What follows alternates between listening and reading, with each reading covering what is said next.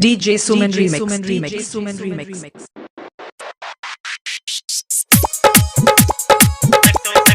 SK Recording Studio, Delhi, Chhattarpur.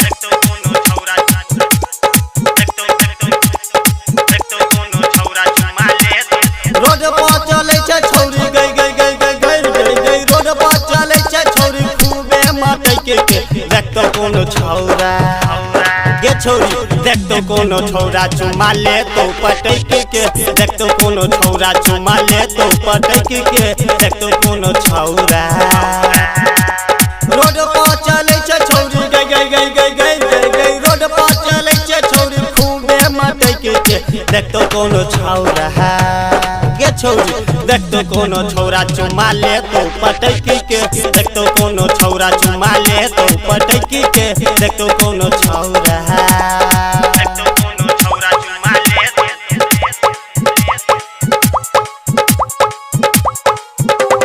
Nizam Babu, Gandharain.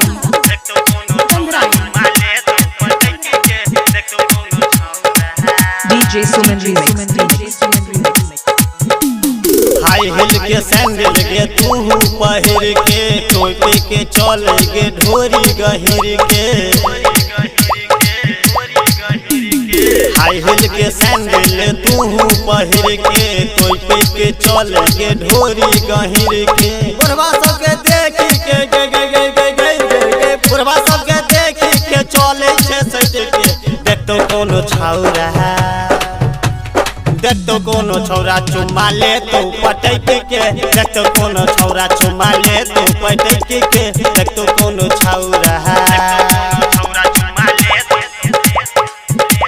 SK Recording Studio, Delhi, Chhattarpur. Nizam Babu, Gandharain.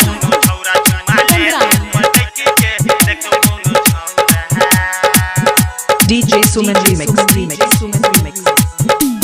राजा बिहारी से रही है गे बच के देखी चले छे खूबे गे हंस के